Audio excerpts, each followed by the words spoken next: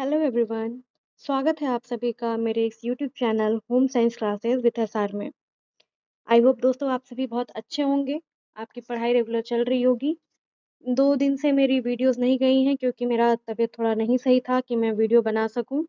लेकिन मैं जैसे ही तबीयत मेरी सही हुई है मैं आज फिर आप लोगों के लिए क्लास लेकर के आई हूँ। और जो हमारी क्लास छूटी हुई थी, जो हमने टीजीटी के क्वेश्चन सॉल्व किए थे, 100 क्वेश्चंस हमने 4 पार्ट में सॉल्व कर लिए थे। और अब लास्ट के जो 25 क्वेश्चंस बचे हैं उसे हम सॉल्व करेंगे। तो आज की क्लास में कॉपी पेन लेकर के बैठ जाइए क्योंकि अब ये लास्ट 25 हैं क्वेश्चंस। अब आपको एक साथ कंबाइंड वीडियो देखना होगा। तो आप मुझे कमेंट करिएगा कि मैं 125 क्वेश्चंस की एक साथ कंबाइंड वीडियो सॉल्यूशन के साथ दूं। नहीं तो आप मेरी ये पाँचों सेशंस देख सकते हैं इसी चैनल पे। ठीक है। क्लास समझ में आएगी तो प्लीज़ लाइक शेयर और सब्सक्राइब ज़रूर कर दीजिएगा। चलिए स्टार्ट करते हैं। 101 क्वेश्चन है, सामुदायिक विकास कार्यक्रम की धुरी किसे कहा जाता है? ठीक है। धुरी यानी कि बेस किसे कहा जाता है सामुदायिक विकास कार्यक्रम की? तो देखिए, प्रसार प्रबंधन को, प्रसार कार्यकर्ता को, ग्रामीण नेता को या फिर प्रसार विशेषज्ञ को। तो देखिए, कोई भी सामुदायिक विकास कार्यक्रम होता है, उसकी जो धुरी कही जाएगी यानी कि उसका जो मेन कंपोनेंट कहा जाएगा वो होगा हमारा प्रसार कार्यकर्ता। क्योंकि प्रसार कार्यकर्ता के द्वारा ही हमारे कार्यों का क्रियान्वयन किया जाएगा, योजनाएं बनाई जाएंगी, उसके परिणामों का विश्लेषण किया जाएगा। तो जितनी भी तरह की चीज़ें होंगी हमारे सामुदायिक विकास कार्यक्रम से रिलेटेड, वो सारा का सारा काम कौन करेगा? हमारा प्रसार कार्यकर्ता करता है। ठीक है। देखिए, एक सामुदायिक विकास कार्यक्रम से रिलेटेड एक और क्वेश्चन पूछता है कि इसकी स्थापना कब हुई थी?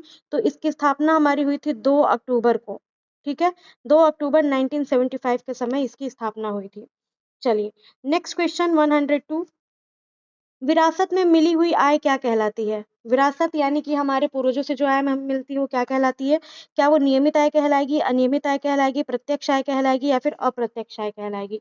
तो देखिए, विरासत में जो भी आय हमें मिलती है ना वो हमारी प्रत्यक्ष आय कहलाती है। प्रत्यक्ष आय क्या होता है? जो भी हमें किसी कार्य के या फिर किसी सेवा के बदले में जो भी आय प्राप्त होती है वो हमारी प्रत्यक्ष आय होती है। ठीक है। तो ये जो आय होती है जो हमें विरासत में अपने गार्जियंस के द्वारा मिलती है ये हमारी प्रत्यक्ष आय के अंतर्गत आती है।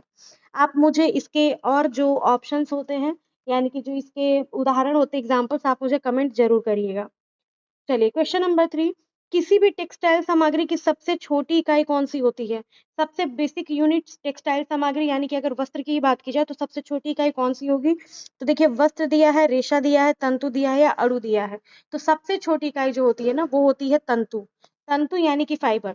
अब यहाँ पे देखिए 2 कन्फ्यूजन हो सकता है, रेशा भी हो सकता है, तंतु भी हो सकता है, ठीक है?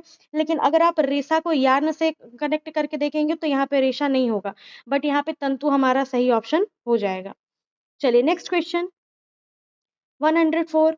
चम्मच की आकृति के नाखून जैसे लक्षण वाली बीमारी को हम क्या कहते हैं? तो देखिए, चम्मच के जैसे जब नाखून की आकृति हमारी हो जाती है, चम्मच कैसा होता है? चम्मच जो होता है गोल होता है, ठीक है? सॉरी, गोल नहीं, ओवल शेप का होता है और इसके किनारे उभरे हुए रहते हैं लेकिन बीच का भाग चपटा हो जाता है। तो इस तरह की जो बीमारी होती है उसे हम कहते हैं रक्ताल्पता। ठीक है? क्वाशियोरकर, मरासमस, उपरोक्त सभी और रक्ताल्पता में हमारा बी ऑप्शन जो होगा वो सही हो जाएगा। देखिए, जो चम्मच की आकृति नाखून वाली बीमारी होती है उसको एक और बीमारी के नाम से जाना जाता है, उसको कहते हैं कोइलोनोचिया। ठीक है? कोइलिनचिया भी कहते हैं, कोइलोनिचिया भी कहते हैं, ठीक है? जो कि रक्त से संबंधित एक रोग है जिसमें नाखून जो होते हैं वो चम्मच की आकृति के जैसे दिखाई देने लगते हैं। चलिए, नेक्स्ट क्वेश्चन है हमारा 105। प्रसार शिक्षा सामुदायिक विकास के लक्ष्यों की प्राप्ति का साधन है। देखिए, परिभाषा से रिलेटेड क्वेश्चंस तो जरूर आते हैं और प्रसार शिक्षा के 3-4 परिभाषाएं ऐसी हैं जो हमेशा पेपर में पूछा जाता है। जैसे प्रसार शिक्षा ग्रामीण समाज के लिए उपयोगी ज्ञान की विधि को किसने माना है? तो ये दहामा ने माना है। ये आपके पीजीटी के पेपर में पिछले साल मतलब 2021 वाले पेपर में, जो 2021 का पेपर हुआ था उस पेपर में ये पूछा हुआ था। तो यहाँ पे ये भी टीजीटी का ही पेपर है, यहाँ भी प्रसार शिक्षा की परिभाषा दी हुई है। तो देखिए, यहाँ पे सही आंसर हो जाएगा हमारा बी रामाभाई। बी रामाभाई ने प्रसार शिक्षा को सामुदायिक विकास के लक्ष्यों की प्राप्ति का साधन माना है। चलिए, 106 क्वेश्चन। टेबल लिनन में कौन सी बुनाई होती है? टेबल लिनन क्या होता है? जो टेबल पे बिछाने वाले हमारे कपड़े होते हैं, क्लॉथ होते हैं, उनमें कौन सी बुनाई होती है? तो देखिए, उसमें हमारी बास्केट बुनाई होती है। ठीक है? बास्केट वीव कैसा होता है? जिसमें हमारा 2 ताने का धागा, फिर हमारा 2 बाने का धागा या 2 से अधिक ताने का धागा, 2 से अधिक बाने के धागे का प्रयोग करके जो वीव बनाई जाती है उसे हम वीव कहते हैं। प्लेन वीव जो होती है उसमें हमारा एक ताना चलता है, एक बाना चलता है, फिर एक ताना चलता है, फिर एक बाना चलता है। लेकिन यहाँ पे बास्केट वीव में हमारे 2 या 2 से अधिक ताने अथवा बाने के धागों से डिजाइन बनाई जाती है, और ये एक बास्केट यानी कि टोकरी के जैसा आकृति इसका दिखाई देता है, इसीलिए इसको हम क्या कहते हैं, बास्केट वीव या फिर बास्केट बुनाई कहते हैं। आपका जो मॉन्क क्लोथ का कपड़ा होता है, आपने मॉन्क क्लोथ का नाम सुना होगा, ठीक है। मॉन्क क्लोथ किससे बना होता है? मॉन्क क्लोथ का कपड़ा आपका इसी बास्केट वीव से बना होता है, इसको याद रखिएगा। चलिए नेक्स्ट क्वेश्चन 107, भोजन पकाने की खदकना यानी कि सिमरिंग विधि में तापमान कितना होता है? खदकने की विधि, जाहिर सी बात है कि आपका 100 डिग्री सेल्सियस पे क्या होता है, बॉइलिंग पॉइंट आ जाता है, तो 100 डिग्री सेल्सियस के ही लगभग लगभग में हमारा पानी क्या होता है, खदकने लगता है। इसलिए ऑप्शन नंबर ए जो है हमारा 1 नंबर ये सही है, यानी कि 82 से 99 डिग्री सेल्सियस का होते होते पानी जो है हमारा क्या होता है, खदकने लगता है। और इसी विधि को हम क्या कहते हैं, सिमरिंग कहते हैं। सिमरिंग विधि के द्वारा हम आलू उबालते हैं, अंडे को उबालते हैं, ठीक है। हमारा जो खीर बनाते हैं वो भी हमारा एक तरह से सिमरिंग की विधि में आ जाता है। चलिए इसके बाद क्वेश्चन नंबर 108, अंतर्राष्ट्रीय स्वास्थ्य दिवस कब मनाया जाता है? ठीक है, स्वास्थ्य दिवस की बात कर रहे हैं, वो भी अंतर्राष्ट्रीय स्वास्थ्य दिवस। तो 7 अप्रैल, 7 जून, 5 जून, 9 दिसंबर। देखिए अंतर्राष्ट्रीय स्वास्थ्य दिवस को इंटरनेशनल या फिर वर्ल्ड हेल्थ डे जो है वो मनाया जाता है 7 अप्रैल को।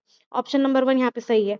7 अप्रैल 1948 को ही क्या हुआ था, 7 अप्रैल 1948 को वर्ल्ड हेल्थ ऑर्गेनाइजेशन WHO की स्थापना हुई थी, इसीलिए अंतर्राष्ट्रीय स्वास्थ्य दिवस जो है 7 अप्रैल को मनाया जाता है। अगला क्वेश्चन, क्वेश्चन नंबर 110, पोषण या आहार विज्ञान के जनक कौन है? पोषण या आहार विज्ञान के जनक किसको माना जाता है? तो देखिए लेवोइजर जो है उनको हम पोषण आहार या विज्ञान का जनक उनको मानते हैं। इस तरह के क्वेश्चन भी देखिए पेपर में पूछता रहता है कि कौन किसके जनक हैं, ठीक है, टेक्सटाइल से रिलेटेड, एक्सटेंशन एजुकेशन से रिलेटेड, किसने कौन से थियरी दी मैनेजमेंट से रिलेटेड। तो इस तरह के क्वेश्चंस हमेशा पूछे जाते हैं और आप लोग इसको जरूर पॉइंटर बना करके नोट कर लीजिएगा अपने पास। नाउ क्वेश्चन नंबर 110, विस्मृति डैश विस्मृति की अचेतन प्रक्रिया है, ठीक है। विस्मृति की अचेतन प्रक्रिया की बात कर रहा है। अचेतन यानी कि जो हमारे अनकॉन्शियस माइंड में जाती हैं चीजें मेमोरी की, वो क्या होती है? तो क्या वो प्रतिगमन है, समाहीकरण है, दमन है या मानसिक कल्पना है?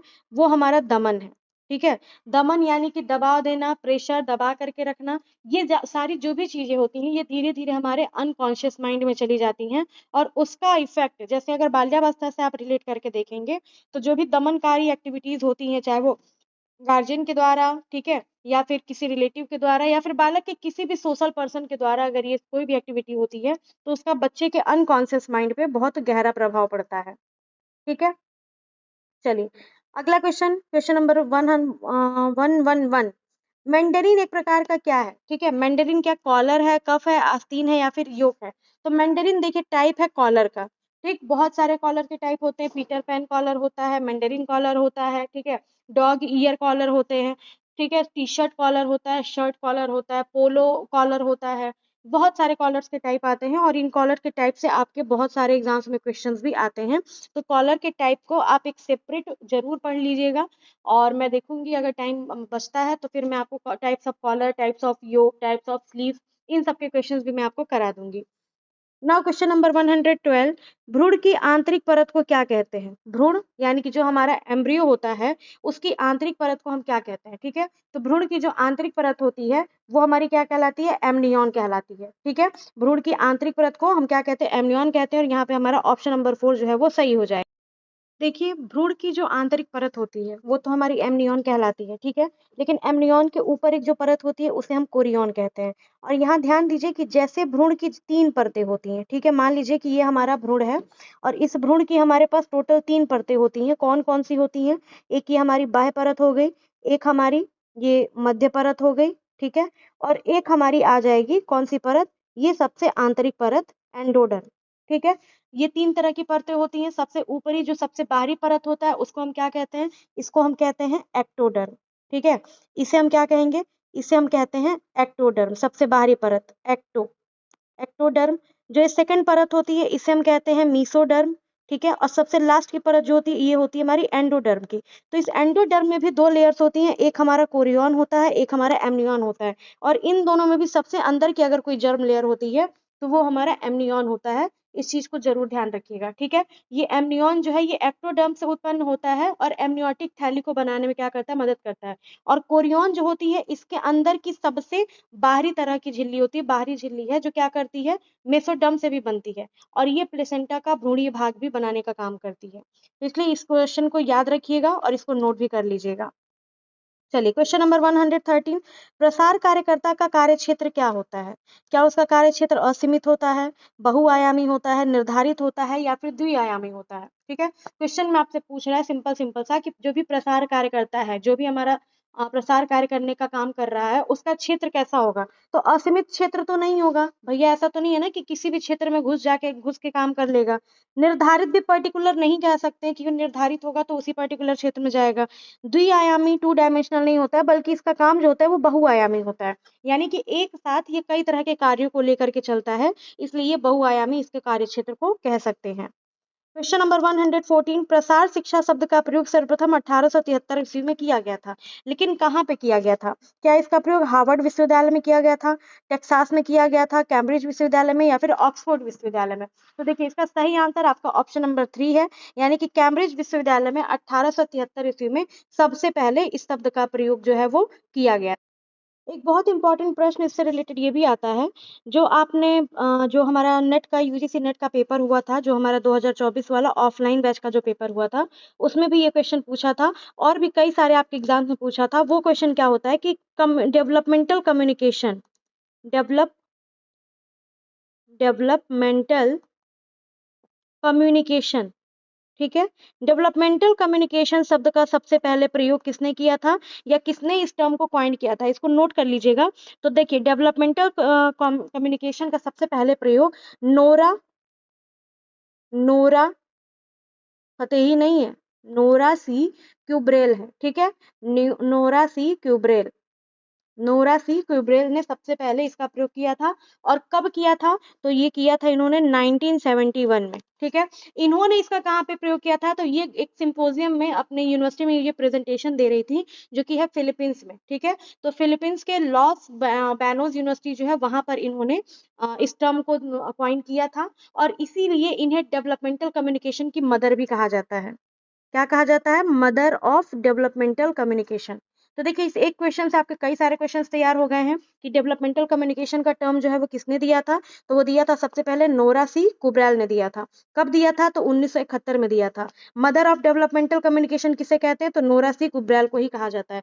कहाँ पे दिया था? तो आप उसको भी नोट कर सकते हैं। इन्होंने अपना टर्म जो है ये फिलीपींस में दिया था, ठीक है। देखिए इस पे लिखा नहीं रहा है, आप नोट कर लीजिएगा, फिलीपींस में दिया था। चलिए नेक्स्ट क्वेश्चन पे चलते हैं।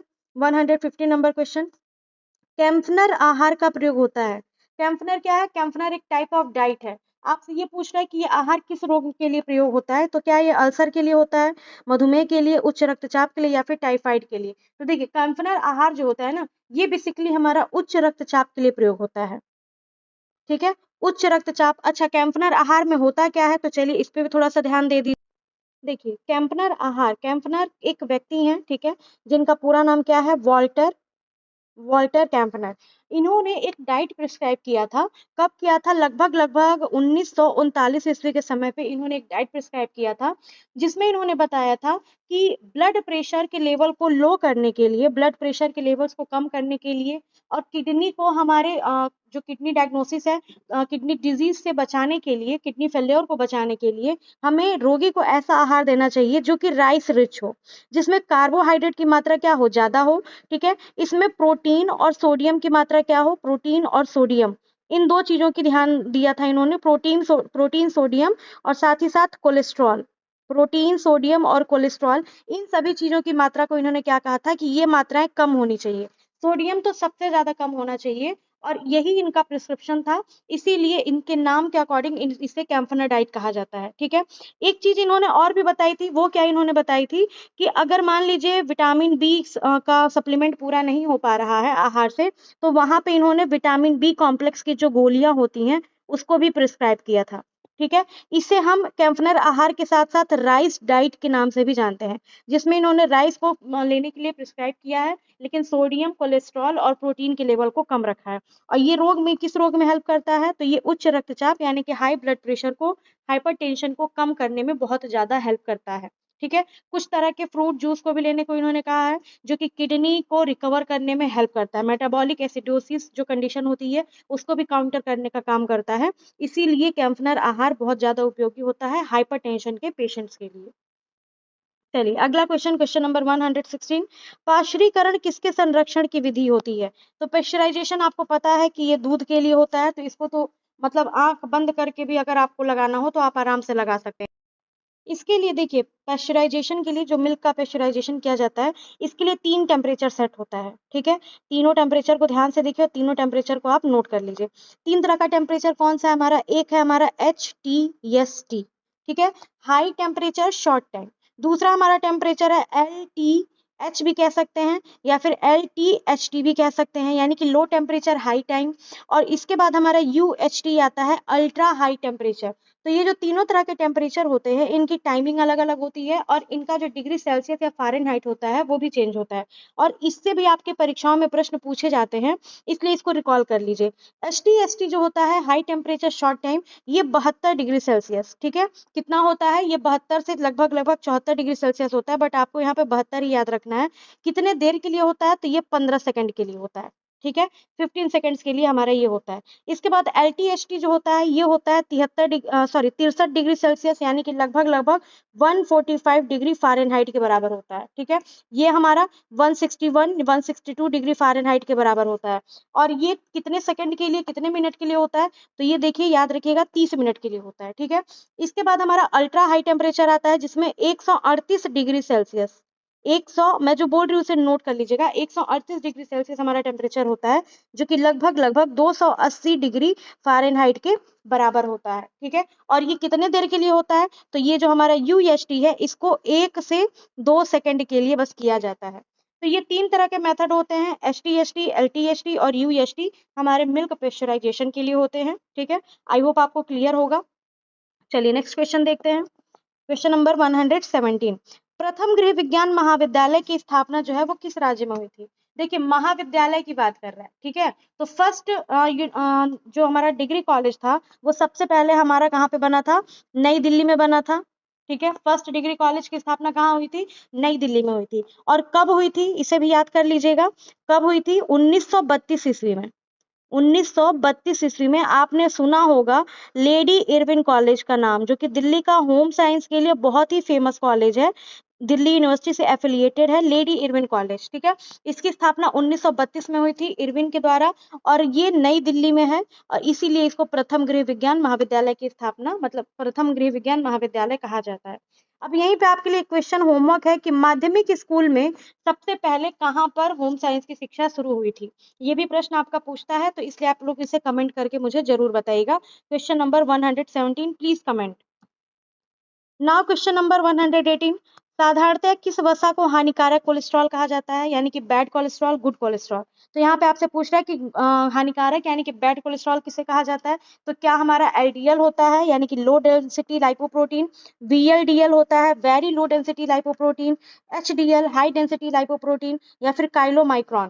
तो देखिए, सबसे ज्यादा बैड कोलेस्ट्रॉल जो होता है ना, वो हमारा होता है एलडीएल, लो डेंसिटी लाइपोप्रोटीन। जितनी कम डेंसिटी होती है वो उतना ही ज़्यादा खतरनाक होता है, और जितनी हाई डेंसिटी होती है उतना ही ज़्यादा वो हमारे लिए फ़ायदेमंद होता है, ठीक है? तो इसे याद रखिएगा कि लो डेंसिटी का मतलब ये नहीं है कि वो कम नुकसानदेह है। लो डेंसिटी अगर है तो वो ज़्यादा नुकसानदेह है, और लाइपोप्रोटीन तो वैसे ही नुकसानदेह होता है।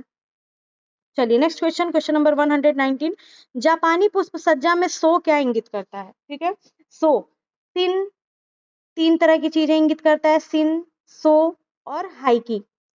सिन, सो और हाइकी को इंगित करता है ये, ठीक है। अब आपको बताना है कि ये क्रम ऐसे जाएगा या फिर ऐसे जाएगा, पर अभी लाइव तो चल नहीं रहा है, तो मैं आपको बता देती हूँ, ये क्रम जो है ये ऐसे जाता है। नीचे सिन होता है, बीच में सो होता है, ऊपर हाइकी होता है।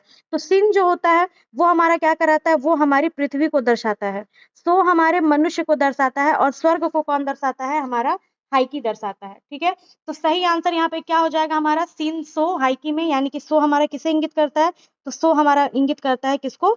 मनुष्य को, ठीक है। मनुष्य को इंगित करने का काम सो का होता है। अगर यही प्रश्न आपसे पूछ ले कि सिन को कौन इंगित करता है, तो आप, मुझे लगता है कि आराम से बता ले जाएंगे कि सिन जो है वो पृथ्वी को इंगित करता है, हाइकी जो है वो स्वर्ग को इंगित करता है। चलिए, बहुत ही फेमस पुष्प सज्जा है, फ्लावर अरेंजमेंट का बहुत इंपॉर्टेंट टॉपिक है ये। आप लोग ये बीए से पढ़ के आ रहे हैं, तो इसलिए ये तो आप लोगों के समझ में एकदम क्लियरली आ गया होगा। चलिए अगला क्वेश्चन, परिवर्तन के वर्ग का, एक मिनट, परिवर्तन के वर्ग का विचार सर्वप्रथम किसके द्वारा दिया गया था? परिवर्तन का वर्ग विचार मुंडेल के द्वारा, गिलबर्ट के द्वारा, मल्टीमैन के द्वारा या फिर निकेल एवं डार्सी के द्वारा? तो देखिए परिवर्तन वर्ग से संबंधित एक ही व्यक्ति हैं और वो है हमारे मार्विन मुंडेल। ठीक है, मुंडेल ने सबसे पहले क्या दिया था? परिवर्तन का वर्ग दिया था कि उत्पाद में परिवर्तन किया जाए, कार्य में परिवर्तन किया जाए, उपकरण में परिवर्तन किया जाए, कैसे परिवर्तन किया जाए कि हमारा कार्य जो है वो सरल तरीके से हो सके। और ये परिवर्तन जो है ये हमारा वर्क सिंप्लीफिकेशन यानी कि कार्य सरलीकरण के अंतर्गत आता है, जिसमें कार्य को आसान तरीके से कम समय में कम ऊर्जा खपत किया जा सकता है। बहुत सारे तरीके बताए गए हैं, तो ये हमारा मुंडेल है। ठीक है, चलिए अगला क्वेश्चन 121, वृद्धि शरीर में किस प्रकार के परिवर्तनों को दर्शाती है? वृद्धि क्या ये गुणात्मक परिवर्तनों को दर्शाती है, क्या ये मात्रात्मक परिवर्तनों को दर्शाती है, या फिर एक और दो दोनों, यानी ए व बी दोनों? तो देखिए वृद्धि जो है, वृद्धि और विकास में एक यही बेसिक अंतर है कि वृद्धि जो है वो मात्रात्मक परिवर्तनों को दर्शाती है, इसलिए ऑप्शन बी सही होगा। लेकिन जो हमारा विकास होता है वो क्या करता है? वो गुणात्मक परिवर्तनों को दर्शाता है, जिनको हम देख सकते हैं। ठीक है, सॉरी, जिनको हम देख नहीं सकते। मात्रात्मक वृद्धि जो होती है हम देख सकते हैं, जैसे कि बच्चे का हाइट बढ़ना, उनका वजन बढ़ना। ठीक है, और वृद्धियां क्या होती हैं, विकास क्या होता है कि जो फिजिकल चेंजेस हो रहे हैं, जो मेंटल चेंजेस हो रहे हैं, वो सारी चीजें हमारी किस में आ जाएंगी? वो सारी चीजें हमारी विकास में आ जाएंगी। चलिए 121 क्वेश्चन हो गया है। अब हमारा 122वां नंबर क्वेश्चन हम करेंगे और 125 क्वेश्चन जल्द से जल्द आपका कंप्लीट होने वाला है। 122 क्वेश्चन है कि हाइजीन शब्द हाइजिया से लिया गया है, जिसका अर्थ क्या होता है? ठीक है, हाइजीन शब्द पता है आपको, स्वच्छता से रिलेटेड है, तो ये किससे अर्थ इसका क्या होगा? तो हाइजिया शब्द का अर्थ होता है ग्रीक देवी। ग्रीक देवी का नाम है हाइजिया और ये हाइजीन शब्द उसी से बना हुआ है। नेक्स्ट क्वेश्चन है 123, यूनिसेफ की स्थापना कब हुई थी? ठीक है, यूनिसेफ क्या है? एक ऐसा फंड, ऐसी संस्था है, ऐसी अंतरराष्ट्रीय संस्था है जो चिल्ड्रंस के लिए फंड देती है। ठीक है, बच्चों के एजुकेशन के लिए, कल्चर के लिए फंड देती है। तो ये इसकी स्थापना कब हुई थी? तो देखिए यूनिसेफ की स्थापना जो थी वो हमारी 1946 ईस्वी में हुई थी। ठीक है, FAO जो है हमारा, केयर जो है, ये सारी संस्थाएं क्या है? यूनेस्को है, यूनेस्को 1945 में हुई थी, यूनिसेफ 1946 में हुई थी। तो बहुत सारी संस्थाएं हैं, अंतर्राष्ट्रीय संस्थाएं हैं जो काम करती हैं भारतीयों के लिए भी, विदेशियों के लिए भी। और ये संस्थाएं आपको याद रखना बहुत ज्यादा जरूरी है, यूनेस्को, यूनिसेफ, केयर, FAO, ठीक है, CFTRI, ये सारी चीजें याद रखना बहुत जरूरी है। तो ये सारा इंपॉर्टेंट है आपके लिए, इसको जरूर याद रखिएगा। नाउ क्वेश्चन नंबर 124, लंबे रेशे को क्या कहा जाता है? सबसे सिंपल क्वेश्चन, बहुत ही आसान क्वेश्चन है, मैंने कई बार बताया हुआ है कि जो हमारे छोटे धागे होते हैं उन्हें हम स्टेपल कहते हैं, जो हमारे लंबे धागे होते हैं उन्हें हम फिलामेंट कहते हैं। स्टेपल का सबसे बेहतर एग्जाम्पल है आपका कपास का धागा, जो कि कुछ सेंटीमीटर तक का होता है। और फिलामेंट धागे में सबसे बड़ा धागा जो होता है वो होता है हमारा रेशम का धागा, जो कि हमारा मीटर से शुरू होकर के कुछ 100 मीटर तक, 1000 मीटर तक चला जाता है।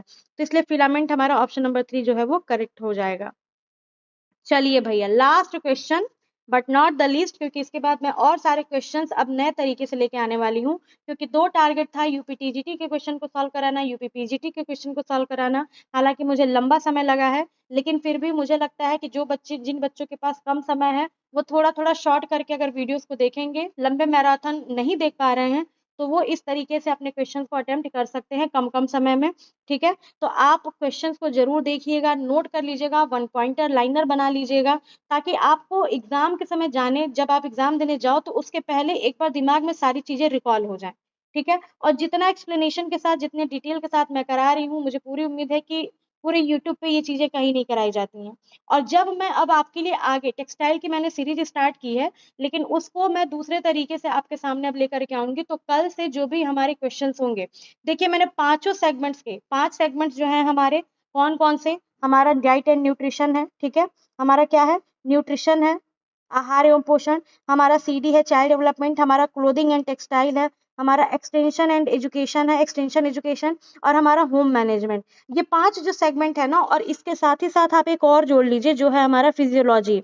इन 6 सेगमेंट्स के मैंने सारे PYQ questions different different exams में जो पूछे गए हैं, यूजीसी नेट से लेकर के TGT, PGT, LT, BPSC, RPSC, assistant professor, सभी क्वेश्चंस का मैं आप लोगों के लिए एक बम्पर धमाका लेकर के आ रही हूँ। ठीक है, क्योंकि मेरी क्लासेस फ्री हैं, कोई देखना चाहता नहीं है। मुझे उम्मीद है कि जब मैं भी, मेरा चैनल भी बड़ा हो जाएगा तो आप लोग पैसे दे करके शायद देखेंगे, लेकिन मेरा फिलहाल कोशिश यही है कि बस आप लोग देखिए, आप लोग पढ़िए, ठीक है।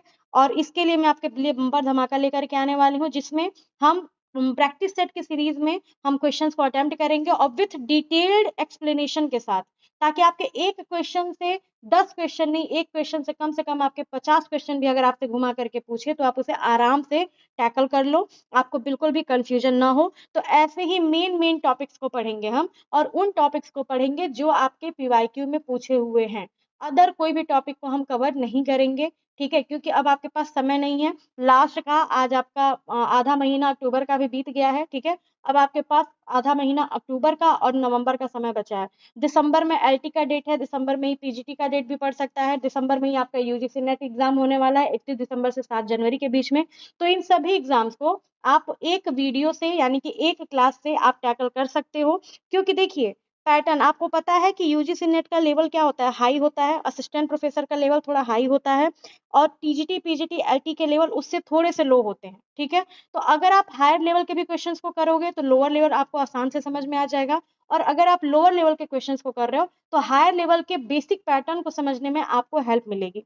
तो इसीलिए मैं अलग से कोई सेक्शन नहीं लेके आ रही हूँ, मैं सभी सेक्शंस को एक साथ मिला करके लेके आ रही हूँ। लेकिन सेक्शन अलग अलग क्या है हमारे, कि फिजियोलॉजी अलग है, न्यूट्रिशन अलग है, CD clothing and textile, extension education और होम मैनेजमेंट, ये सारी चीजें हमारी अलग अलग हैं। तो आई होप आपको क्लियर हो गया होगा कि अब हमारा आगे का प्लान क्या है, और इसी प्लान के बेस पे आप लोग क्लास से जुड़े रहिएगा और देखते रहिएगा home science classes with SR को। तो चलिए आज के इस सेशन का हमारा सबसे लास्ट क्वेश्चन, ठीक है, जो हमारा किससे रिलेटेड है, ये हमारा क्लोथिंग एंड टेक्सटाइल से रिलेटेड है। शेयरिंग किस रेशे को प्राप्त करने का एक चरण होता है, ठीक है। शेयरिंग क्या है, एक मेथड है शेयरिंग में, जैसे शेविंग की जाती है ना, शेविंग कह सकते हैं, या फिर क्या बोलते हैं, बाल हटाना, ठीक है, बाल हटाने की जो प्रक्रिया होती है वो हमारी किसके द्वारा होती है, तो आपको पता है कि शेयरिंग का जो प्रोसेस होता है वो होता है ऊन में, भेड़ों के शरीर से शेयरिंग के द्वारा ऊन को अलग किया जाता है। तो इसलिए ये यहाँ पे आपका 125 का ऑप्शन यहाँ पे हो गया बी, यानी कि second option is the right answer. तो ये हो गए टोटल आपके 125 क्वेश्चंस। आई होप आपको समझ में आया होगा। तो यहाँ तक अगर आपने वीडियो को देखा है तो आपका बहुत बहुत धन्यवाद। Thanks for watching this video. Please like, comment and share this video, क्योंकि शेयरिंग इज केयरिंग। तो कल से मिलते हैं एक नए मोटिवेशन के साथ में, एक नए जुनून के साथ में, ताकि आपके जो भी 1.5 महीने के टाइम बचे हुए हैं आप उसमें बहुत सारी चीज़ों को क्या कर सको, कवर कर सको। मेरी फिलहाल कोशिश यही है कि मैं मैक्सिमम चीज़ों को आप तक पहुंचा सकूं, बाकी देखते हैं आगे क्या होता है। थैंक यू सो मच, मिलते हैं नेक्स्ट क्लास में।